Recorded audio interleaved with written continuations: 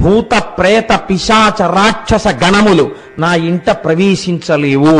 అందుకే ఒక్కొక్క మహాత్ముడు ఇంట్లో తిరుగుతుంటే ఆయన యొక్క ఆరా, ఆయన యొక్క విభూతి ప్రకాశించినంత మేర ఉగ్రగణాలు ప్రవేశించవు. భూత ప్రేత పిశాచ రాక్షస గణారిష్టాది సంహారిణిం తేజోరాజ్య విశేషమోక్షణకరి. తేజస్సును నాకు ప్రసాదించగలిగినది, నాకు విశేషమైన ఐశ్వర్యమియ్యగలిగినది, నాకు మోక్షమియ్యగలిగినది ఈ విభూతి.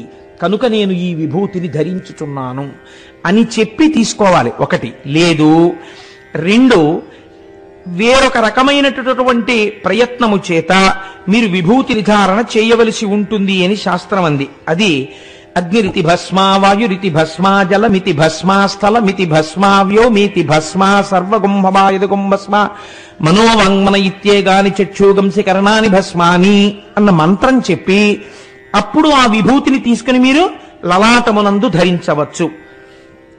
3. బ్రహ్మచారి అయితే సాధ్యమైనంత వరకు ఓం త్రయంబకం యజామహే సుగంధిం పుష్టివర్ధనం ఉర్వారుకమివ బంధనాన్ మృత్యోర్ముక్షీయమామృతాత్ అన్నటువంటి మంత్రం చెప్పి ఆ సజల విభూతిని ధరించవలే. కాదు, ఇవేమీ చేత కాకపోతే చాలా తేలికైనటువంటి మార్గం, కుడి చేతిని ఎడం చెయ్యి మీద వేసి శ్రీకరంచ పవిత్రంచ రోగదోష నివారకం లోకవశ్యకరం పుణ్యం భస్మం త్రైలోక్య పావనం అని చెప్పాలి. చెబితే శ్రీకరంచ, దీని ధారణ చేత నాకు ఐశ్వర్యము కలుగుతోంది. పవిత్రంచ, ఇది నన్ను పవిత్రుండి చేస్తోంది. రోగదోష నివారకం, ఇది నాకు రోగములు రాకుండా దోషములు పట్టకుండా నివారణ చేస్తోంది. లోకవశ్యకరం పుణ్యం, లోకము వశమయ్యేటట్టుగా చేస్తోంది. ఇది నాకు పుణ్యమునిస్తోంది. లోకాన్ని అంటే అదేదో మీరు వశీకరణ విద్య లాంటిదని మీరు అనుకోకండి. లోకము యొక్క యథార్థ స్థితి మీకు భాషించుట. లోకవశ్యకరం పుణ్యం భస్మ త్రైలోక్య పావనం, పరమపావనమైనటువంటి ఈ భస్మను నేను ధరించుచున్నాను. ఒకవేళ ఈ మంత్రం కూడా రాకపోతే, ఈ శ్లోకం చెప్పడం కూడా రాకపోతే ఏం చెయ్యాలి అంటే, కనీసంలో కనీసం శివ శివ శివ అని 3 మాటలు అనాలి. 3 మాటలు శివ శివ శివ అంటే మంగళము, శోభనము, భద్రము, క్షేమము, కళ్యాణము అన్నిటినీ మీరు అడిగినట్టు. ఇప్పుడు ఈ మాటలు చెప్పి ఈ విభూతిని తీసి ఈ 3 వేళ్లతో విభూతి పెట్టుకుంటుంటారు సాధారణంగా. అలా విభూతి ధారణ చేయరాదు. శాస్త్రమునందది దోషభూయిష్టము, అలా పెట్టకూడదు. ఎందుచేత మీరు చూడండి, మీరు మిమ్మల్ని ఎప్పుడూ కూడా 2 లోకంలో వేరు చేసి చూపిస్తుంటాయి. మొట్టమొదటిది కన్ను, దాని అమరికే అంత. అది ఏం చేస్తుంది, ఇలా చూడగానే ఆయన దొరగారు, నేను కోటేశ్వరరావు అంటే వేరు చేస్తుంది. కంటికుండే లక్షణం 2గా చెప్తుంది ఎప్పుడు. ఆ 2 ఒకటే ఈ నేత్రం చెప్పదు అంటే దాని తప్పు కాదు, అది దాని లక్షణం. అది మాంసనేత్రం. మాంసనేత్రమైన కారణం చేత చూడబడుతున్న వస్తువు వేరు, చూస్తున్న వస్తువు వేరు అంటుంది తప్ప నేను ఆయన ఒకటే అని ఈ కన్ను చెప్పదు. బాగా జ్ఞాపకం పెట్టుకోండి. ఈ కన్ను ఎన్నడో మీకు చెప్పదో. ఈ కన్ను చూపించినటువంటి వస్తువు వేరు వేరు వేరు వేరని చెప్తుంది. ఇది రేడియో, నే కాదు. ఇది టీవీ, నే కాదు. ఇది ఎవరో ఆవిడ, నేను కాదు. ఇది ఆయన, నేను కాదు. ఇది నా పక్కన ఉన్నటువంటి ఇంకో ఉద్యోగస్తుడు, నేను కాదు. ఈ స్టేజ్, నేను కాదు. ఈ కన్ను చూసిందల్లా ఇది నేను కాదంటుంది. ఈ నేను కాదనుకునేటటువంటి కన్ను చేత చూడబడిన మనోభావన ఈ వేలు చెప్తుంది వేరు చేసి. అందుకే ఇవన్నీ వెనక్కి తీసుకుంటే ఇదొక్కటి ఇలా అంటుంది. రజోగుణము, వ్యగ్రత, వేర్పాటు, రెంటింటిని చూచుట, అనేకమును చూచుట ఈ వేలి యొక్క మనోభావన ఈ వేలు చేత ప్రకటితమవుతుంది. ఈ వేలు ఇలా అంటుంది, అందుకే ఇలా ఇలా అంటారు. కోపం వచ్చిందనుకోండి ఈ వేలే ఇలా అంటుంది, అంతేగాని ఇలా ఇలా అనరు. అలా అలా అంటే ఇంకోటి అనుకుంటారు, ఇలా ఇలా అంటారు. లేకపోతే ఇలా ఇలా అనరు, ఎవరు ఇలాగే అంటారు. చూడండి, రజోగుణ తమోగుణ ద్వైత భావనలన్నీ ఈ వేలి చేతనే ప్రకటితమవుతాయి. అందుకే పూజ యందు ఈ వేలిని ఉపయోగించడం నిషిద్ధం. ఈ వేలిని పక్కన పెట్టి ఇలా తీస్తాం. ఏదైనా పూజ బాగా అలవాటు పడింది అని గుర్తేమిటో తెలుసా అండి, ప్రయత్నం లేకుండా ఈ వేలు పక్కకి వెళ్ళిపోతుంది. పూజ చేస్తున్నాడు అనగానే ఆఫీస్కి వెడితే ఉపయోగపడుతుంది. పూజలోకి వెళ్ళగానే ఆ వేలు పక్కన పెట్టేస్తుంది. పక్కన పెట్టేసి ఇలా తీసుకుని వేస్తుంటాడు. ఈ వేలు పక్కకి వెళ్ళిపోతుంది. అంటే నేను ఈ భావనలను విస్మరించినాను, ఇప్పుడు నేను అంతటా ఈశ్వరుణ్ణి చూస్తున్నాను. వేలు పాపం కాదు, మీ లోపలి పాపం పక్కన పెట్టాలి. పక్కన పెట్టడానికి ఈ వేలుని మీరు పక్కన పెట్టమని చెప్తే మీరు ఈ వేలుని తీసుకొచ్చి విభూతి ధారణ యందు ఎలా ఉపయోగిస్తారు? కుదరదు కదా. ఇలా ఇలా విభూతిని రుద్ది మీరు ఇలా ఎలా పెడతారు? పెట్టకూడదు. కాబట్టి నీటి యందు భస్మని తడిపి మృగముద్ర పట్టమని చెప్పింది శాస్త్రం. మృగముద్ర అంటే ఈ 2 వేళ్ళు పైకి లేపి మీరు మొదట ఈ 3 వేళ్లని ఇలా పట్టుకుంటే మృగముద్ర అంటారు. కొంచెం మీరు జాగ్రత్తగా గమనిస్తే మీకు అర్థమైపోతుంది. ఏ లేడో జింకో ఇలా కొమ్ములతో నిలబడినట్టుగా మీకు కనపడుతుంది. ఈ 3 వేళ్ళు కలుస్తాయి, 2 వేళ్ళు నిలబడతాయి. ఇలా నిలబడిన దాన్ని మృగముద్ర అంటారు. ఇప్పుడు ఈ సజల భస్మ ఉంది కదండి, తడి భస్మ, ఇందులో ఈ 2 వేళ్ళు ఇలా అంటారు ముందు, తర్వాత ఈ బొటన వేలు ఇలా అంటారు. అన్న తర్వాత కుడి చేతి వేపు నుంచి ఎడమ చేతి వేపుకి ఈ 2 వేళ్ళు బొటన వేలు పట్టగలిగినంత దూరాన్ని విడిచిపెట్టి కనత వరకే ప్రయాణం చెయ్యాలి. అంటే ఇక్కడ పెట్టి ఈ 2 వేళ్ళు ఇలా వెడతాయి, వెళ్ళి ఇక్కడ ఆగిపోవాలి, అలవాటైపోవాలి అది. అప్పుడు ఈ బొటన వేలుకి ఉంది కదా విభూతి, సజల విభూతి, అది ఇక్కడ తగలగానే ఈ 2 వేళ్ళు పైకి లేచిపోవాలి. లేచిపోయి మధ్యలోంచి ఇలా వెనక్కి ఈ వేలు రావాలి. దీనిని శాస్త్రోక్త విభూతి ధారణము అంటారు. మనకి వాసనలోని కొన్ని జన్మల నుంచి తరుంకొస్తాయి. ఇది మనుష్యుని యొక్క జీవితాన్నే ఒక కొత్త మలుపు తిప్పగలిగినటువంటి విశేషం అండి భస్మధారణం అన్నది. కొన్ని కోట్ల జన్మల నుంచి వాసనలు తరుగుతాయి. అంటే మనస్సు అలవాటు పడిపోయింది ఒక సుఖానికి. మీరు చూడండి, మీరు కొంతమందిని అడగండి, ఏమంటే మీరు చేసేది తప్పని మీకు తెలియదా? తెలుసు. అది వ్యసనమని మీకు తెలియదా? తెలుసు. అలా చెయ్యడం చాలా హేయమైన విషయము అని మీకు తెలియదా? తెలుసు. మరి మీరు ఎందుకు చేస్తారు అని అడిగారు అనుకోండి, అలా చెయ్యకుండా ఉండలేని బలహీనత అండి అంటాడు. దీన్నే శాస్త్రం ఏమందో తెలుసా అండి? వాసనాబలము అండి. నువ్వు దారి తప్పి ఈ గత జన్మల నుంచి ఒక తప్పు పనికి అలవాటు పడ్డావు. అది ఏం చేస్తోందంటే శరీరం వదిలిపెట్టేసిన మనస్సు అదే కాబట్టి జీవుణ్ణి పట్టుకుంది.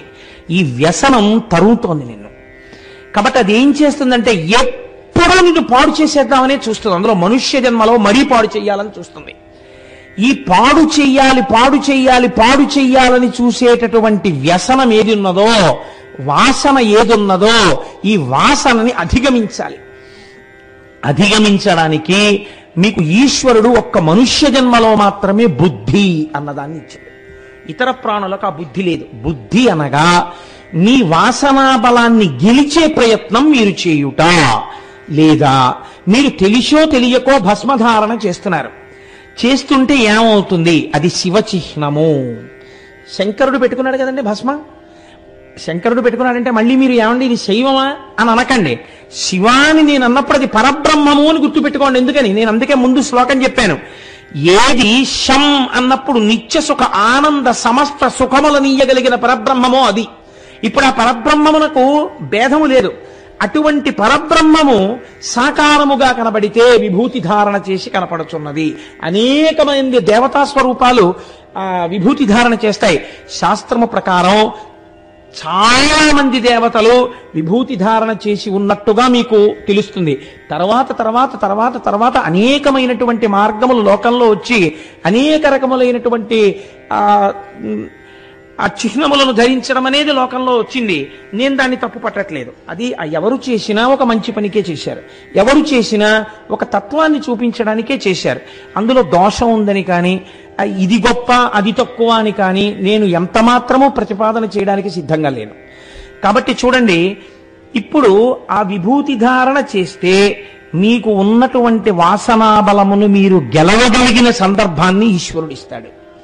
ఇదే పాపక్షయం అంటే. మీకు నేను ఒక ఉదాహరణ చెప్తాను. ఇంతసేపు నేను నోరు కొట్టుకుని అరిచే కన్నా ఒక ఉదాహరణ చెప్తే మీరు పట్టుకుంటారు.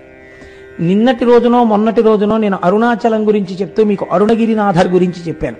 సుబ్రహ్మణ్యేశ్వర స్వామి వారి యొక్క దర్శనాన్ని పొంది ఆయన సుబ్రహ్మణ్యుడి మీద స్తోత్ర రచన చేశారు అని. అరుణగిరినాథర్ జీవితం ఏమిటో తెలుసా అండి? ఆయన ఒక వేశ్యాపుత్రుడు. ఆ వేశ్య ఒక పురుషుడితో భోగించడం వల్ల అరుణగిరినాథర్ పుట్టారు. అదే వేశ్య వేరొక పురుషుడితో భోగించడం వల్ల వేరొక స్త్రీ పుట్టింది. కానీ ఆవిడ వేశ్య కనుక పురుషులు పితృత్వాన్ని అంగీకరించలేదు, భోగించి వెళ్ళిపోయారు. ఈవిడికి మాత్రం 2 పిల్లలు ఉండిపోయారు. కాబట్టి ఈవిడ 2 పిల్లలు ఈవిడ అమ్మ అని పిలిచేవారు, నాన్నలు వేరు. ఆ విషయం ఆ వేశ్యకి తెలుసు. ఈవిడ మరణిస్తోంది. వేశ్య మరణిస్తూ ఆడపిల్లని పిలిచి ఈ మగపిల్లవాడి చెయ్యి ఆ పిల్ల చేతిలో వేసి ఆవిడ ఒక మాట చెప్పింది. వీడు చిన్న పిల్లవాడు, వీడికి తెలియదు, నీ తండ్రి వీడి తండ్రి ఒకరు కాదు, నా శరీరము 2 పురుషుల చేత భోగింపబడింది. ఆ 2 పురుషుల యొక్క తేజ ఫలితంగా వీడు నీవు నా కడుపున పుట్టారు. కానీ ఒక తల్లి బిడ్డలు కనుక నీ తమ్ముడిగా చూసి వాడిని ఆదరించు, చిన్న పిల్లవాడు, వాణ్ణి రక్షించు అని వాడి చెయ్యి ఈవిడి చేతిలో పెట్టి ఆవిడ కన్ను మూసింది. వేసి అయితే ఆవిడికి మాతృప్రేమ ఉండదేమిటండి? కన్ను మూస్తే అక్కగారు ఎంతో కష్టపడి వాడిని పైకి తీసుకొస్తూ ఆవిడ చాలా ఐశ్వర్యాన్ని కలిగి ఉన్నటువంటి తల్లి. ఆవిడ అంతకుముందు తల్లిగారి వలన సంక్రమించింది. ఈయన పుట్టుకతో అపారమైనటువంటి స్త్రీలోలుడు. కారణం ఏమిటి? తేజస్సు. ఈయన జీవుడికి ఆ వ్యసనం ఉంది. ఈయనకి స్త్రీభోగమే జీవితంగా గడుపుతున్నాడు. ఐశ్వర్యం అంతా అయిపోయి నిర్ధనులైపోయారు 2. అయిపోయిన తర్వాత ఒకరోజు అక్కగారి దగ్గరికి వచ్చి, అక్క నువ్వు డబ్బిస్తావా ఇవ్వవా? నేను స్త్రీ భోగము అనుభవించకుండా ఉండలేను, కాబట్టి నేను వేశ్యవాడకెళ్ళాలి, నాకు డబ్బు ఇయ్యి అని హఠం చేశాడు.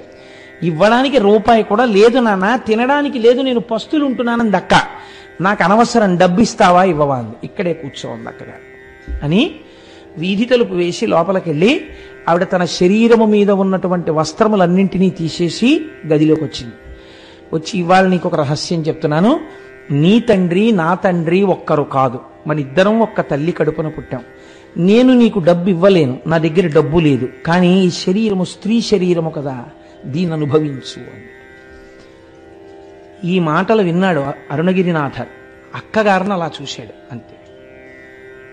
వెంటనే తలుపులు తీసి తను చేసినటువంటి పాపములు జ్ఞాపకానికి వచ్చి పసిపిల్లవాళ్ళ ఏడుస్తూ అరుణాచలం దేవాలయంలోకి వెళ్ళిపోయి, నా పాపమునకు నిష్కృతి లేదు, నేను చేసిన పాపానికి అని ఆ గోపురం ఎక్కి దాని మించి కిందకి దూకేశాడు చచ్చిపోతానని.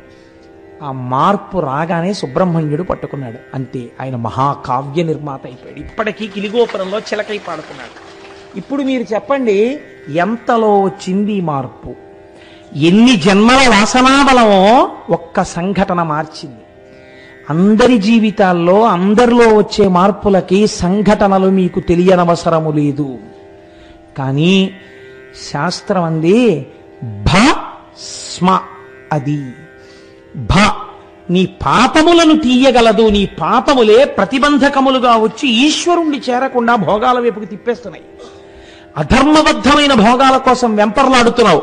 అలా వెంపర్లాడకుండా చేయగలిగినది స్మ, భగవంతుణ్ణి నీ స్మరణలోకి తేగలిగినది. కాబట్టి దాని పేరు భస్మ. వేరొక మాట మాట్లాడలేదు. మీరు చూడండి, భస్మ ఎలా తయారవుతుంది? 2 రకములుగా తయారవుతుంది ఏంది శాస్త్రం. ఒకటి మహాప్రళయమునందు ఏర్పడేటటువంటి భస్మ. అప్పుడు ఆ భస్మ ధరించడానికి మీరు నేను ఉండం, ఎందుకంటే లోకాలన్నీ ప్రళయంలో మునిగిపోతాయి. రెండవది లౌకికమైనటువంటి భస్మ. ఈ లౌకికమైన భస్మ తయారు చేసేటప్పుడు ఇప్పుడంటే శుద్ధ ముక్క యొక్క గుండని ఇచ్చేస్తున్నారు. ఆ భావనతో అలంకారం చేసుకున్నా ఈశ్వరుడు కృప చేస్తాడేమో. కానీ యథార్థమునకు ఆవుల పేడ పట్టి జాగ్రత్తగా కాల్చి దాన్ని విభూతిగా తయారు చేస్తే అది ఎంత గట్టిగా ఎంత తేలిగ్గా ఉంటుందో తెలుసా అండి? మీరు చేత్తో పట్టుకుంటే ఒక పక్షి ఈక కన్నా తేలిగ్గా ఉంటుంది. ఇంత విభూతి ఉండ ఎక్కడ దొరుకుతుందో తెలుసా అండి? శ్రీశైలంలో అమ్ముతుంటారు. ఇప్పటికీ శ్రీశైల దేవస్థానం వాళ్ళు పలకల పలకల ఉండల కింద పోసి అమ్ముతారు. తేలిగ్గా ఉంటాయి. కానీ అవి మీరు బద్దలు కొడదామంటే మన బజార్లో దొరికే రూపాయన్నర బుచ్చుకుని ఇస్తూ ఉంటారు విభూతి ఉండలని. వాటిని ఇలా అంటే పగిలిపోతాయి, అలా పగలవు. ఆ విభూతి గమ్మత్తుగా ఉంటుంది. అంత తెల్లగా ఉండదు, కొద్దిగా తెలుపు నలుపులతో ఉంటుంది. అదిగో మా దొరగారు పెట్టుకున్న విభూతి పుండ్రాల్లా ఉంటుంది. అది ఈ విభూతి ఆవు పేడని కాల్చగా వచ్చిన విభూతి. ఈ ఆవు పేడనే ఎందుకు కాల్చాలి? మీరొక్క విషయం గమనించండి.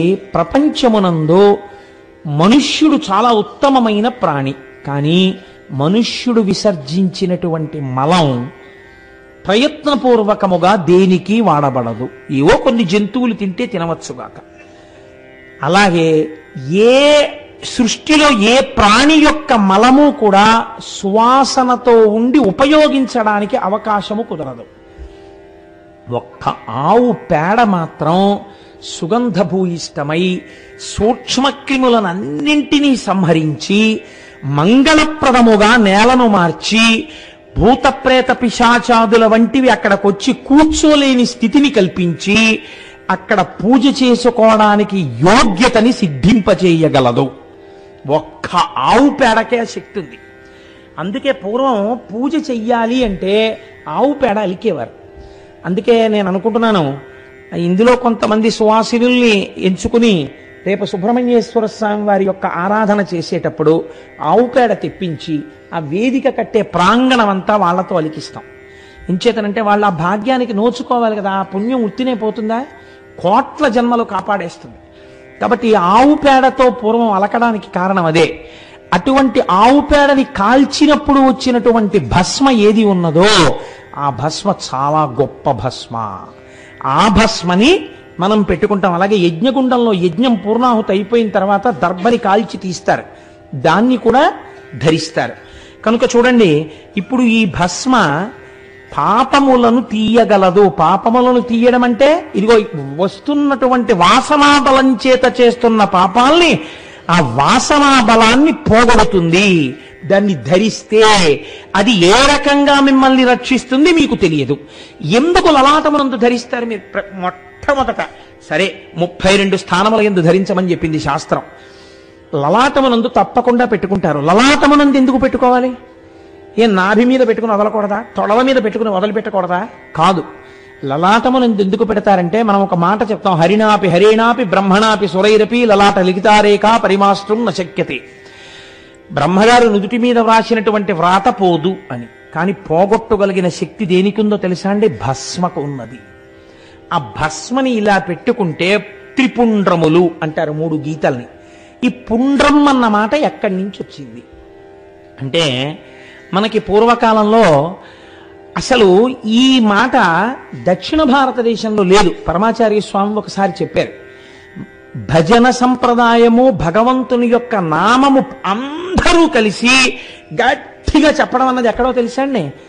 మహారాష్ట్రలో ఉన్నటువంటి పండరీపురంలో ఉంది. వాళ్ళు పుండరీకం అని పిలుస్తారు. భక్తులందరూ కలిసి ఒకే మాట అరిచారనుకోండి, నమ పార్వతీపతయే హర హర మహాదేవ శంభో శంకర అన్నారనుకోండి, అప్పుడు దాన్ని పుండరీకం అంటారు. అందరూ కలిసి ఒక నామం అరిచారు. అలాగే గోవింద గోవింద అన్నారనుకోండి, అదొక పుండరీకం. అలాగే ఏదో హరే రామి హరే రామి రామి రామి హరే హరే అన్నారనుకోండి, అదొక పుండరీకం. ఇప్పుడు ఈ పుండరీకం అంటే ఏమిటంటే అందరూ కలిసి చెప్పుట. అందరూ కలిసి చెప్తే అందరి ఆర్తికి ఈశ్వరుడు తొందరగా పలుకుతాడు. ఇలా ఎవరు భగవంతుణ్ణి లోపల ధరించినా, మీరు వైష్ణవుల్ని చూడండి, నామం అని పెట్టుకుంటారు వాళ్ళు. అది ఊర్ధ్వపుండ్రం అంటే ఇలా పైకి పెట్టుకుంటారు.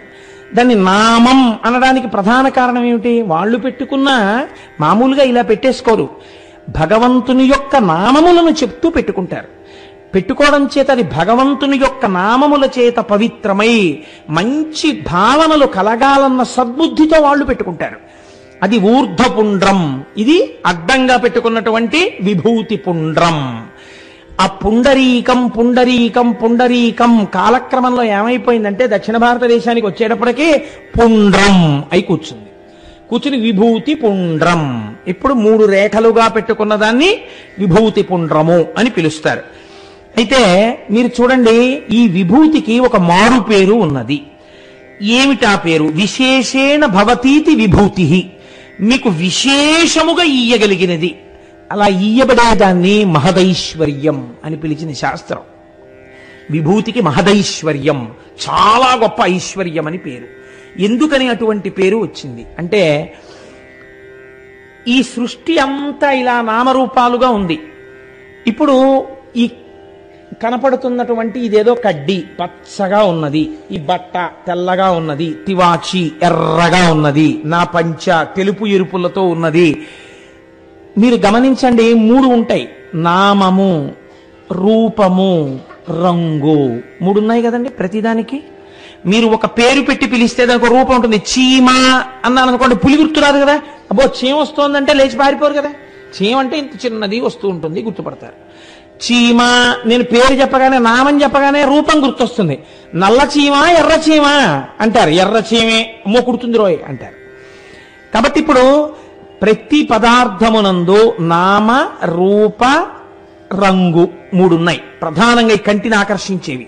మీరు మనస్సుతో పిలవగానే మీరు చూడండి, ఈ 3 ఎందులో పడినా పోయే అవకాశం ఉందా? నీటిలో పడిపోయింది ఒకటి, పాసిపోవచ్చు, కానీ దాని అస్తిత్వము పోకపోవచ్చు. అగ్నిలో పడిపోయింది ఒక కర్ర, పడిపోతే కర్ర రూపంలో కాలిపోతుంది. ముందు కాలిపోయిన తర్వాత కర్రకున్న గోధుమ రంగు పోయి నల్లగా అయిపోతుంది. ఇప్పుడు అది ఇంకా కాలిపోయింది అనుకోండి, ఏమైపోతుంది? తెల్లటి భస్మ అయిపోతుంది. ఇప్పుడు నామం ఉందా? కర్ర లేదు. రూపం ఉందా? కర్ర రూపం లేదు. కర్రకున్న రంగు ఉందా? లేదు. అందులో చీమ పడిపోయింది. నామ, రూప, రంగు ఏమయ్యాయి? తెలుపులోకి వెళ్ళిపోయాయి. 3. ఒక మనిషి పడిపోయాడు అగ్నిగుండంలో, ఏమైపోయాడు? అంతే, ఈ 3 పోయే భస్మే అయిపోయింది. ఏది పడిపోతున్నా ఆఖరికి ఏమైపోతోంది? అదే అయిపోతోంది, భస్మ అయిపోతోంది. భస్మం తీసుకెళ్లి మీరు ఇంకొక అగ్నిహోత్రంలో పారేశారు, ఏమవుతుంది? అంతే, భస్మగానే ఉంటుంది. అంటే ఏది చిట్ట చివర మిగిలిపోతున్న సత్య వస్తువో ఆ సత్యమే భస్మ. ఇప్పుడు భస్మ ధారణమును చేశాడు, సత్యము గోచరిస్తుంది. ఇది లలాటమునందు ధరించడానికి కారణం. ఏది సత్య వస్తువో సత్యం శివం సుందరం. ఆ సత్యము శివము, ఆ శివము సుందరము, అది పరమాత్మ. బుద్ధి దాని వైపుకి వెడుతుంది. ఇప్పటి వరకు లౌకికంగా ఉన్నది అటువైపుకి వెడుతుంది. వెడితే లోపల దాన్ని పట్టుకోవడానికి ఉపాసన ప్రారంభమవుతుంది. కాబట్టి ఇప్పుడు దేని కొరకు అంటే ఇది భస్మ అగ్ని చేత తప్తమైనది. మీరు రెండో విషయాన్ని ఆలోచించండి. శ్రీకరంచ పవిత్రంచ అంటున్నారు మీరు. పవిత్రం ఎలా అయినది అంటే సమస్త దోషములు పోతే కదండి పవిత్రం అంటాం. ఏదైనా దోషం ఉందనుకోండి, ఆ దోషం పోతే పవిత్రం అంటాం. నాకేదో కడుపులో బావులేదు, శుద్ధమైన నీళ్లు తాగాలి అనుకున్నాను. ఏ నీళ్లు తాగుతాను? నీళ్లు బాగా కాచి చల్లార్చుకుని తాగుతాను. నీటిని కాచేయగానే శుద్ధమైపోయాయి అంతే. అగ్ని సంపర్కం తగిలితే అది శుద్ధమైపోయింది. బంగారమును తీసుకెళ్లి అగ్నిలో వేశారు, శుద్ధమైపోయింది. మీకు ఏదైనా వస్తువు అగ్నికి తగిలింది అనుకోండి, శుద్ధమైపోతుంది. ఒక గడుసరికి ఒక మాట రాశాడు, అసలు లంకాదహనం హనుమెందుకు చేశారో తెలుసా మీకు అన్నాడు ఆయన. ఆయన ఆరాధ్య దైవమైన రామచంద్రమూర్తి వస్తున్నారు కనుక ఇంతమంది పాపులు తిరిగిన లంక ఆయన కాలు పెట్టడానికి యోగ్యంగా ముందు అగ్నితో ఒకసారి తప్తం చేసి శుద్ధి చేశాడు ఆయన అన్నారు. కాబట్టి అగ్ని శుద్ధి కార్యము, అగ్ని చేత శుద్ధి జరుగుతుంది. కాబట్టి ఇప్పుడు అగ్ని సంపర్కము కలిగినది విభూతి కదండి. విభూతి ఎందే ఉంది, అగ్ని సంపర్కం ఉంది, అగ్ని చేత కాలిపోయి ఉండిపోయింది అది. ఇప్పుడు దాన్ని మీరు ధరిస్తే మీ ఎందేది ప్రకాశిస్తుంది? జ్ఞానాగ్ని ప్రకాశిస్తుంది. ప్రకాశించడానికి యోగ్యముగా మీరు మీ ఉపాధిని సిద్ధం చేస్తున్నారు. కాబట్టి దీన్ని ఋతుమంతమును చేస్తున్నారు. సత్యం తెలుసుకోవడానికి మీరు దీన్ని వాడుతున్నారు. ఈ లోకాలన్నీ లయమైపోతే ఏముంది? భస్మ ఉంది. లోకాలన్నీ సృష్టి చేసేటప్పుడు మొదట ఏముంది? ఈశ్వరుడి దగ్గర భస్మ ఉంది. అంతే కదండి. నిన్న రాత్రి నేను నా జేబులో చూసుకుని పడుకునేటప్పటికీ 100 రూపాయలు ఉంది. పొద్దున్న లేచి చూసుకునేటప్పటికి ఎంత ఉంటుంది? వడ్డీ ఏముండదు, 100 రూపాయలే ఉంటుంది. Closing balance, opening balance. కాబట్టి నిన్న ఈశ్వరుడు లోకాలను లయం చేస్తే నిన్న లోకం లయం అయిపోయేటప్పటికి ఏముంది? భస్మ ఉంది. సృష్టి మొదలెడదాం అనుకున్నాడు, ఏముంది? భస్మ ఉంది. సృష్టి ఎందులోంచి ప్రారంభం అవ్వాలి? ఇప్పుడు భస్మలోంచే ప్రారంభం అవ్వాలి. కాబట్టి ఇప్పుడు భస్మ యొక్క అణువుల యందు ఏమి ఉన్నది? సమస్త సృష్టికి సంబంధించినటువంటి తేజస్సు నిక్షిప్తమై ఉన్నది. అది ఈశ్వర సంకల్పము చేత పునఃసృష్టి అవుతుంది. అందుకే మీరు తమిళనాట ఏ దేవాలయానికి వెళ్ళినా చేతిలో విభూతి వేస్తారు. విభూతి వేయడం వెనకాతల ప్రధాన కారణం ఇదే. పరమైశ్వర్యం అంతా దాంట్లోంచే వస్తోంది. మొదట ఏమొస్తాయి? పృథివాపస్తేజో వాయురాకాశాలు వస్తాయి. అందుకే మీరేమంటారు? అగ్నిరితి భస్మ, వాయురితి భస్మ, జలమితి భస్మ, స్థలమితి భస్మ, వ్యోమేతి భస్మ, సర్వగుంభమా యదుగుంభస్మ, మనోవంగ్మన చక్షు మనోవంగ్మన ఇత్యేగాది చక్షుగంశకరణాని భస్మాని అంటున్నారు. అగ్నిరితి భస్మ, అగ్ని భస్మ, వాయురితి భస్మ, వాయువు భస్మ, స్థలమితి భస్మ, పృథివీ భస్మ, వ్యోమేతి భస్మ, ఆకాశం భస్మ, జలమితి భస్మ, నీరు భస్మ, అన్ని భస్మే. ఎలా? మీరు జీవయాత్రను చూడండి ఒక్కసారి. జీవయాత్ర యందు క్షీణే పుణ్యే మర్త్యలోకం విశంతి. పోని మంచి మాటలు చెప్తూ నరకం ఎందుకు చెప్పారు? ఎక్కడో స్వర్గలోకంలో ఉన్నాడు, అయిపోయింది, పుణ్యం కింద తోహించారు. ఇప్పుడు తనకి మళ్ళీ పాపపుణ్యములు చేయడానికి ఒక ఉపాధి కావాలి, మనుష్య శరీరంలోకి రావాలి. ఈశ్వరుడు మనుష్య శరీరం ఇద్దాం అనుకుంటున్నాడు. రావడానికి ఎన్నిటిని మారుతాడో తెలుసా అండి?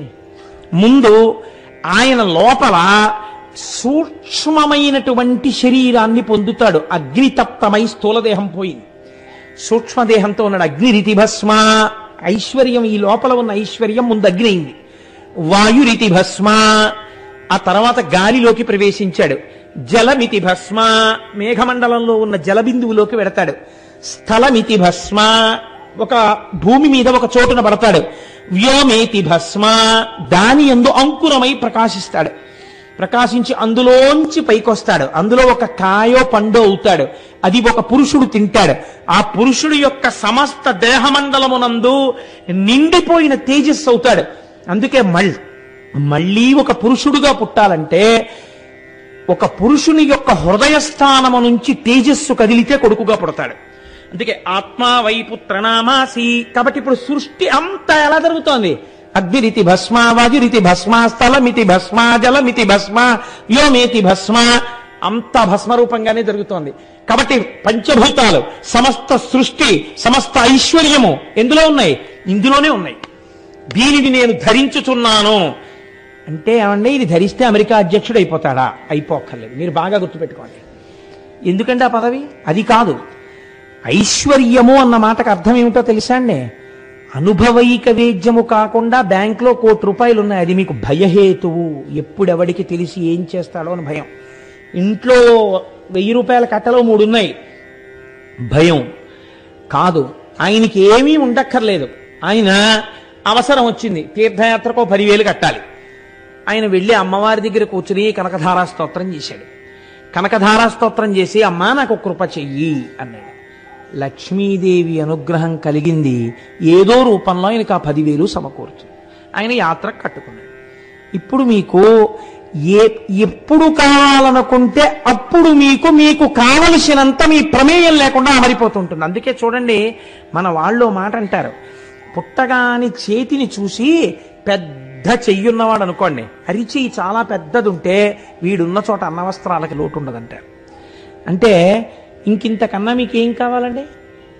అన్నానికి లోటు లేదు, తనకి లోటు లేదు, తన వాళ్ళకి లోటు లేదు, వస్త్రానికి లోటు లేదు, ఉండడానికి ఇల్లు ఉంటుంది. కాబట్టి ఇంకా మీకేమిటి కావాలి? మీకేం కావాలో, ఎప్పుడేం కావాలో ఈశ్వరుడు ఇస్తుంటాడు. ఎందుకు ఇస్తుంటాడు? ఆ భక్తి ఏర్పడుతోంది కాబట్టి, దానికి కారణమైన భస్మ ధరించి ఉన్నాడు కనుక. కాబట్టి విశేషేణ భవతీతి ఇది విభూతి. ఇలా ఇచ్చే ఐశ్వర్యం ఎన్ని రకాలుగా ఉంటుంది అని అడిగారు శాస్త్రంలో. అడిగితే శాస్త్రం అంది, ఎన్నని నీకు చెప్పం? అనిమ, మహిమ, గరిమ, లఘిమ, ప్రాప్తి, ప్రాకామ్య, ఈశిత్వ, వశిత్వ, ఈ అష్టసిద్ధులు భస్మధారణ వల్ల వస్తున్నాయి. చాలా నీకని అడిగింది. ఈ అష్టసిద్ధులు వస్తే మీరు భస్మధారణ దాని కొరకా చేస్తారు. ఇది మీరు చాలా జాగ్రత్తగా పట్టుకోవాలి. ఒక ఆయన తెల్లవారుజామున మంచి పువ్వులు, మల్లెపూలు, జాజి పూలు అన్ని పాదులకు కోసుకుని మడిబట్ట కట్టుకుని పూజకి ఎడదామని పువ్వులన్నీ పూలబుట్టలో వేసుకుని పట్టుకున్నాడు. ఇంకా వెడదామని మంచి సువాసనలు వస్తున్నాయి పూలబుట్టలోంచి. ఎంత బాగుందో అని ఇలా వాసన చూడకూడదు కనుక దాన్ని టేబుల్ మీద పెట్టి తన కుర్చీలో కూర్చున్నాడు దగ్గరగా. వాసన చూస్తున్నాడా అంటే మళ్ళీ ఇలా పువ్వు ముక్కు దగ్గర పెట్టుకుంటే తప్పు. పువ్వులోంచి వాసన వస్తోంది, తను పీలుస్తున్నాడు. చాలా బాగుంది వాసన అని అలా కూర్చున్నాడు. 9 అయింది, పూజ భ్రష్టమైంది. ఈ పువ్వులు దేనికి కోసావు? పూజకు కోసావు. నువ్వేం చేస్తున్నావు? వాటి వాసన కోసం ఆగిపోయావు. ఇప్పుడు ఈ వాసన ప్రధాన ప్రయోజనమా, పువ్వులు ఈశ్వర పూజకి వినియోగించడం ప్రధాన ప్రయోజనమా? ఈశ్వర పూజ ప్రధాన ప్రయోజనం.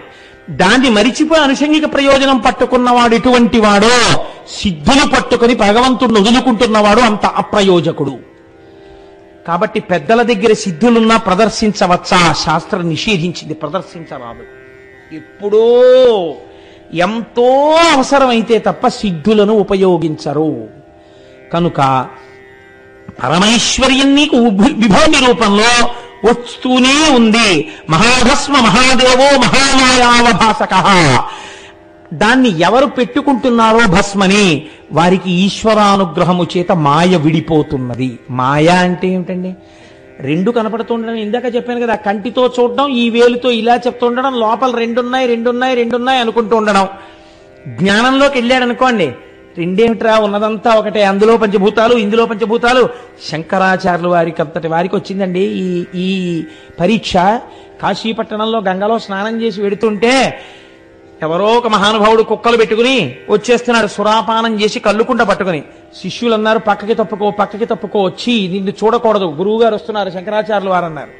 ఆయన అన్నాడు శంకరాచార్యుల వారిని చూసి, నన్ను తప్పుకోమంటావా, నాలో ఆత్మని తప్పుకోమంటావా అన్నారు. శంకరాచార్యుల వారు కాబట్టి గుర్తుపట్టి ప్రణిపాతం చేసి బ్రహ్మాండమైనటువంటి స్తోత్రం చేశారు మనీషా పంచకమని. కాబట్టి ఈ జ్ఞానము రావాలి. అంతటా ఉన్నది ఒక్క వస్తువే అన్నది బాగా రూఢము కావాలి. కామక్రోధములు గెలవబడాలి అంటే దానికి ప్రథమ సోపానము మీరు తప్పక భస్మధారణ చేయుటయే. భస్మమును ధరించుట చేత మీకు అటువంటి అనుగ్రహము ఈశ్వరుడి చేత కలుగుతుంది. అయితే మీకు నేను ఒక విచిత్రమైనటువంటి విషయాన్ని ప్రతిపాదన చేస్తాను. దీన్ని పట్టుకునేటప్పుడు మీరు కొంచెం జాగ్రత్తగా పట్టుకునే ప్రయత్నం చేయండి. ఒక వ్యక్తి లలాటమునందు విభూతి పెట్టుకుని, కంఠమునందు విభూతి పెట్టుకుని, ఇంత బొట్టు పెట్టుకుని, ఈ చేతుల మీద అక్కడ విభూతి పెట్టుకుని ఉన్నాడు. మీరు వెంటనే ఏమంటారు? ఆయన్ని చూడగానే ఓ తెల్లవారకట్ట మీరు లేచేటప్పటికీ ఒక ముసాలాయన అన్ని విభూతి రేఖలు పెట్టుకుని వచ్చి గుమ్మం ముందు నించుని, అమ్మా కోటేశ్వరారే ఫ్లాట్లో ఉంటారమ్మా ఇక్కడ అని అడిగారు. అడిగితే వాడు అక్కడక్కడ ఉంటాడండి అంటారా? మీ వెంటనే మీ మనస్సులో ఆయన్ని చూడగానే ఏ భావన వస్తుంది? ఏమొస్తుందండి? అయ్యో బాబోయ్, అచ్చు పరమశివుల్లో ఉన్నాడండి. పొద్దున్నే చూసేటప్పటికి తెల్లగా మనిషి, ఆ విభూతి రేఖలు, ఆ శంకరుడు జ్ఞాపకానికి వచ్చాడండి ఆయన్ని చూడగానే అంటాం కదండి. విభూతి ధారణ చూసేటప్పటికి శంకరుడు జ్ఞాపకానికి వస్తాడు మనకి. మీకు ఒక మనిషిని చూడగానే ఈశ్వర చిహ్నము చేత ఈశ్వరాంశ ప్రకాశిస్తోంది కదా. మీరు బాగా ఒక విషయాన్ని గుర్తుపెట్టుకోండి, ఇది మీరు పట్టుకోగలిగితే మీరు జీవితంలో ఒక ధన్యతని పొందుతున్నట్టు. అన్నిటికన్నా చాలా ప్రధానమేది జీవితంలో? శాంతము చాలా అవసరం. మీరు అందుకే వైదిక ధర్మమునందు మీరు ఏ పూజ చెయ్యండి, ఏమంటారంటే ఓం శాంతి శాంతి శాంతి అంటారు. ఆ శాంతిని కోరుకుంటారు. ఇది ఎక్కడి నుంచి ఎక్కడి వరకు? ఎంత పెద్ద పదవిలో ఉన్నవాడైనా ఏం కోరుకుంటాడంటే శాంతినే కోరుకుంటాడు. ఎంత చిన్న ప్రాణైనా ఏం కోరుకుంటుందంటే శాంతినే కోరుకుంటుంది తప్ప అలజడితో ఉందాం, ఆందోళనతో ఉందాం, నిద్ర పట్టకుండా ఉందాం అని ఎవరైనా అనుకుంటారండి? ఎవ్వరూ అనుకోరు. ఇంత ఐశ్వర్యం నాకెందుకండి అనేవాడు ఉండొచ్చు, ఇవన్నీ ఎందుకండి అనేవాడు ఉండొచ్చు, నిరాడంబరంగా బతికేవాడు ఉండొచ్చు, ఐశ్వర్యంలో ఉండేవాడు ఉండొచ్చు. కానీ ఆ పై స్థాయి నుంచి ఈ కింద స్థాయి వరకు ఒకటే ఉంటుంది. ఏమిటి? శాంతిని కోరడమే ఉంటుంది. అందరూ శాంతిని అడుగుతారు, నాకు శాంతిగా ఉండాలనుంది అంటారు. ఈ శాంతి నవరసముల యందు శాంతము అని చెప్పబడింది. శాంతము లేక సౌఖ్యము లేదు సారసాదాళ నయన అన్నారు త్యాగరాజస్వామి. ఈ శాంతము మీకు చాలా అవసరము జీవితమునందు. మీరు ఉద్రేకపడుతూ ఆందోళన పడుతూ ఉద్ధతితో ఉండరాదు. కొంతమందిని మీరు చూడండి, ఎప్పుడు బిజీగా ఉన్నట్టుగా ఉండడం కొంతమంది ఇష్టపడతారు. ఏమీ ఉండదు, వడ్ల గింజలో బియ్యపు గింజ. కానీ మీరు ఆయన్ని పలకరించారనుకోండి, ఆయన ఎప్పుడు ఏమి ప్రతిపాదన చేస్తారంటే నేను చాలా బిజీ అండి అంటాడు. ఏమిటి బిజీ? నిజంగా ఆయన ఏం చేస్తాడో తెలుసా అంటే పడుకుంటాడు ఇంటికి వెళ్ళి, అంతే. వాడు పలకరించేవాడు ఉండడం. అలా నిజంగా ఎవరు ఇంటికి వచ్చేయరు ఆయనకి, అలా ఆయన ఏమి ఇబ్బంది పెట్టేసేవాళ్ళు ఉండరు. ఆయనకి అంత బిజీగా ఉండవలసిన అవసరం ఏం లేదు ఆయనకి. కానీ ఈ pretence as though he is busy, ఇది ఒక తప్పు లక్షణం. ఏమిటంటే చాలా మందికి ఇవాళ ఏమనుకుంటారంటే, ఎవరైనా కొంచెం హాయిగా ప్రశాంతంగా ఏదో ఆఫీస్కి వెళ్ళి ఇంటికి వచ్చి కాసేపు చక్కగా హాయిగా ఏదో శివ పంచాక్షరియో ఏదో చేసుకుని, కాసేపు లేకపోతే సంధ్యావందనం చేసుకుని సాంబ సదాశివ సాంబ సదాశివ సాంబ సదాశివ సాంబ శివ అనుకుంటూ ఉన్నారనుకోండి, ఉంటే ఆయనకి ఏం పెద్ద వర్క్ అది ఏం ఉండదులా ఉందండి, హాయిగా ఇంటికి వచ్చి కూర్చుని అలా ఉంటాడు. మాదంతా బిజీ లైఫ్ అండి, అసలు అంత ఖాళీ ఎక్కడ ఉంటుందంటే మాకు, ఏమిటి వీడి బుర్రకాయ బిజీ, వీధిలో కుక్క తిరుగుతూ ఉంటుంది వీడు తిరుగుతుంటాడు అంతే, అలా తిరుగుతుంటాడు అంతే, దానికి ఏం ప్రయోజకత్వం ఏమి ఉండదు. వాడిని పాడు చేయ వీడిని పాడు చేయ, ఎవడో దొరుకుతాడు తేరగా, వాడి ఇంటికి వెళ్ళిపోయి వాడిని ఎత్తికి కూర్చుంటుండడం తప్ప అవసరమై. అందుకే శాస్త్రంలో చాలా తప్పు పనుల్లో పని ఏమిటో తెలుసా అండి, ఎదురింటి గడియ కొట్టుట. అంటే నువ్వు ఎందుకు కొట్టాలి అవసరం లేకుండా, అసలు ఆ పని చేయకూడదు. గడియ కొట్టడం ఏమిటి, నువ్వు వస్తున్నావు వాళ్ళకి తెలిసి ఉండాలంటే ఇవాళ ఈయన వస్తారు, ఏదో పని ఉందన్నమాట, కాబట్టి వారు ఇవాళ వస్తారని వాళ్ళు తలుపులు తెరిచి నీ కొరకు ఉండాలి. నువ్వు వెళ్ళి గడియలు కొడుతున్నావు అంటే వాళ్ళు నువ్వు వస్తామని అసలు నీ గురించి చూడటం లేదంటే వాడిని పాడు చేయడం నువ్వు వెళ్ళావు, వాడు ఏదో పనిలో ఉన్నాడు నువ్వు వెళ్ళావంటే ఎప్పుడో తప్ప అలా వెళ్ళకూడదు. కాలింగ్ బెల్ అయినా అంతే ధర్మశాస్త్రం కదండి. కాబట్టి ఏదో తలుపు వేసి ఉండి వస్తానన్నప్పుడు కొడితే తప్పు లేదనుకోండి, అది ఎగ్జామ్షన్. అలాగని నేను నిజంగా ఎవరినైనా రమ్మన్న వాళ్ళు ఇలా అన్నాడు కదా అంటే వెళ్ళిపోకండి, రమ్మన్న వాళ్ళైతే. కాబట్టి ఈ బిజీ అన్న మాట ఒక తప్పు మాట. మీకు నేను మాట చెప్పనండి, ఈ కృతకమైనటువంటి బిజీకి అలవాటు పడితే ఏమవుతుందంటే అందులోంచి బి వస్తుంది. బి అంటే తేనెటీగ. తేనెటీగ బిజీ ఒకటే, ఏమిటి దాని పని, అన్ని పువ్వుల మీద వాడడం, తేనె తాగడం. ఈయన పని కూడా అంతే, ఎప్పుడు ఏం తెద్దామని చూస్తుంటాడు, అక్కడికెళ్ళా ఇక్కడికెళ్ళా ఇక్కడికెళ్ళా అక్కడికెళ్ళా. అపరిగ్రహము అని ఒక మాట ఉంది, నీకు కావలసిన దానికన్నా అనవసరమైన దానికి వెంపర్లాడకు. మీరు ఎప్పుడూ ఒకటి గుర్తుపెట్టుకోండి, మీకు కావలసినంత ధనాన్ని మీరు ఖర్చు పెట్టుకోకపోతే మీరు స్వయం ద్రోహులు, మీకు మీరు ద్రోహం చేసుకున్నవారు. మీకు కావలసిన దానికన్నా ఎక్కువ ఖర్చు పెట్టిన వాడు భవిష్యత్తరవలకు ద్రోహము చేసినవాడు, వాడికి ఉండవలసిన రూపాయి మీరు తినేశారు. ఈ రెండిటికి మధ్యలో సమతౌల్యం పాటించాలి. ఏదైనా సరే, అడుగు తీసి అడుగేసినా సరే, ఓ మాట మాట్లాడినా సరే. కాబట్టి ఇప్పుడు ఏమైంది, ఆ బి, ఆ తేనెటీగ ఏం చేస్తుంది, అన్ని పువ్వుల దగ్గరికి వెడుతుంది, తేనెట్టుకొస్తుంది. చక్కగా మైనంతో పెద్ద పట్టు కడుతుంది, ఆ పట్టు కట్టి అందులో పెడుతుంది, అందులో పెట్టి ఆ గదులన్నీ మూస్తుంది. ఇదంతా ఏంటి, ఓ తిరుగుతుండడం, అక్కర్లేని పని చేస్తున్నాం. తేనె పట్టు తేనెటీగా ఉన్నాయనుకోండి, 4 పువ్వులు కోసుకుందామని వెడదామనుకున్న వాడికి కూడా భయమే, దీనివల్ల ఇది మీద పడుతుందో కరుస్తుందో ఏమిటో అని. ఆ తేనెటీగ యొక్క లక్షణం ఎలా ఉంటుందంటే, పురాణ ప్రవచనములకు సెల్ ఫోన్ జేబులో పెట్టుకొచ్చి అస్తమానం మోగుతున్న కట్టాలన్న ఇంగిత జ్ఞానం లేని వాళ్లే ఉంటుంది. కాబట్టి అది ఎందుకు, అది ఇంకోని పాడు చేయడానికి పనికొస్తుంది. తేనెటీగ కూడా అందుకే పనికొస్తుంది. ఈ పట్టుకెళ్లిన తేనెంతా ఏం చేసింది, పట్టులో పెట్టింది, పట్టంతా మూసింది.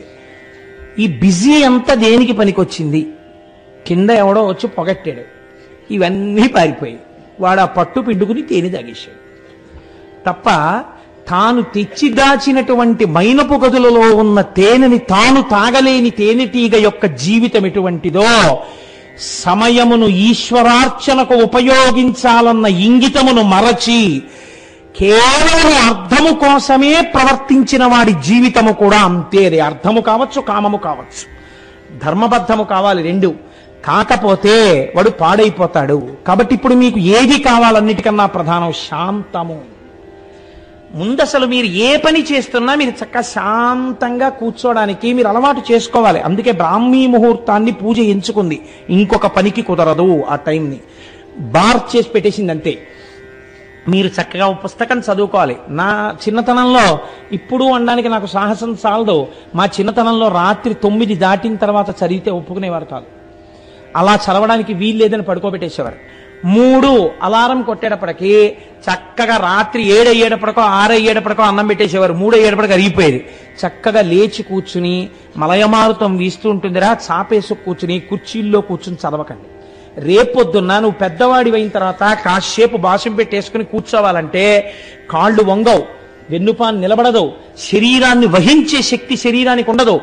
చాపేసుకుని కావలసిన పుస్తకాలు ఏవి చదువుతావో ముందే ఎంచుకుని తెచ్చి పక్కన పెట్టుకుని ఒక పుస్తకం తర్వాత ఒక పుస్తకం చదువుకుని అన్ని పుస్తకాలు మళ్ళీ తీసి గూట్లో పెట్టుకుని చాప చుట్టి ఒక మూల పెట్టి నీ పని మీద వెళ్ళిపో. అలాగే ఉండాలంతే. చాప వదిలేయడం, పుస్తకాలు వదిలేయడం కుదరదనేవారు. బహుశా చిన్నతనంలో అలా కూర్చోబెట్టారు కాబట్టి ఇవాళ ఒక 2 గంటలు ప్రసంగం చెయ్యాలంటే ఈ శరీరం ఇలా కూర్చుంటోంది. లేకపోతే ఇది కూర్చుంటుందా? ఇది కూడా కుర్చీలకు అలవాటు పడిపోయి ఉంటే కూర్చోలే, కుర్చీ వేయండి మాట్లాడతానన్నారు. కాబట్టి శాంతము, మనస్సు ఉద్రేకము చెందనటువంటి స్థితి కావాలి. ఈ మనస్సు ఉద్రేకము చెందకుండా ఉండేటటువంటి స్థితి అయినటువంటి శాంతమును పొందాలంటే నీకు దేని మీదకి వెళ్ళిపోవాలో తెలుసా అండి?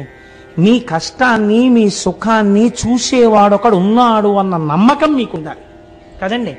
మీరు చూడండి, బజారు చాలా హడావిడిగా ఉంటుంది, ట్రైన్ టైం అయిపోతూ ఉంటుంది, బస్సు టైం అయిపోతూ ఉంటుంది, లేకపోతే వీళ్ళు కారు దిగేటప్పటికి train is about to leave platform number 1 అని అనౌన్స్మెంట్ అవుతుంటుంది. తండ్రి ఒరే రా రా కొడుకు చెయ్యట్టుకు లాక్కెళ్ళిపోతుంటాడు. నానా బిస్కెట్ల ప్యాకెట్ కొన్నా, బిస్కెట్ల ప్యాకెట్ కొన్నా అంటాడు కొడుకు. ఎందుకంటాడు? వాడికి ఏం బెంగలేదు, ఆ ట్రైన్ ఎక్కించడం వాళ్ళ నాన్న పూచి. అయితే నువ్వు కొడుకుని 7 వదిలేసి వెళ్తాడు తండ్రి. చచ్చినట్టు ఎత్తుకుని పట్టుకెళ్ళాలి వీడిని హఠం చేస్తేను. అందుకని ఒక యోగక్షేమాలు చూసేవాడు ఉన్నాడు అనుకోండి, వీడు ఎంత హాయిగానైనా కూర్చుంటాడు. పసితనం అదే. ఇక్కడ భస్మధారణ చేస్తే ఏమవుతుందో తెలుసా అండి? రోజు భస్మ పెట్టుకోవడం అలవాటైపోతే ఇక్కడ నా స్వామి శంకరుడు ఉన్నాడు, సృష్టికర్త, స్థితికర్త, ప్రళయకర్త, నాకు కావలసినదేదో నిర్ణయించి నన్ను అనుగ్రహించడానికి ఈశ్వరుడు ఉన్నాడు, ఇక్కడ పెట్టుకున్నారు. నన్ను మాయ కమ్మకుండా, నేను అడిగినవన్నీ ఇవ్వకపోతే మళ్ళీ శంకరుణ్ణి తిట్టకుండా, అమ్మవారు రే నీకు అవసరమైంది ఇవ్వడం ఆయనకు వచ్చురా అని చెప్పడానికి బొట్టు రూపంలో ఆజ్ఞాచక్రం మీద ఆవిడుంది. నా తల్లిదండ్రులు ఇక్కడే ఉన్నారు, నా బుద్ధి యందు ఉన్నారు. ఇంకా నేను దేనికి భయపడాలి, దేనికి ఉద్రేకపడాలి? ఎవడో ఉద్రేకపడ్డాడు, అది వాడి కర్మ. నేను ప్రశాంతంగా ఉంటాను, నన్ను చూడ్డానికి నా స్వామి ఉన్నారు, మా అమ్మ ఉన్నది. ఇప్పుడు మీరు దేనిలోకి వెడుతున్నారు బాగా గమనించండి. మీరు శాంతములోకి వెళ్ళడం ప్రారంభమైంది. భస్మతో పాటుగా భావనానుసంధానము జరిగితే మీకు పరమ శాంతమైనటువంటి రూపము ఏర్పడుతుంది. ఇప్పుడు మీరు ఒక్కసారి మొదట్లోకి రండి. మీ మనస్సు తెల్లవారకట్ట పాల ప్యాకెట్ కోసం అని చెప్పి గేటు దగ్గరికి రాగానే అన్ని విభూతి పుండ్రాలు పెట్టుకున్న వ్యక్తి కనపడగానే మనస్సు ఒక్కసారి ఆనందంలో మగ్నమై పొద్దున్నే చక్కగా అన్ని విభూతి పుండ్రాలతోటి శంకరుల్లా కనపడ్డాడు ఎవరో ఆయన అని మీరు ఆనందపడిపోయారా లేదా? A good start of the day కదండి. రోజు చక్కగా ప్రారంభమైంది. అలాగే మీరు ఒక రోజున గుమ్మం కిందకి దిగారు, ఒక పండు ముత్తైదువ 80 ఏళ్ల ఆవిడ ఇంత పసుపు రాసుకుని, ఇంత బొట్టెట్టుకుని, తెల్లటి కొప్పు నిండా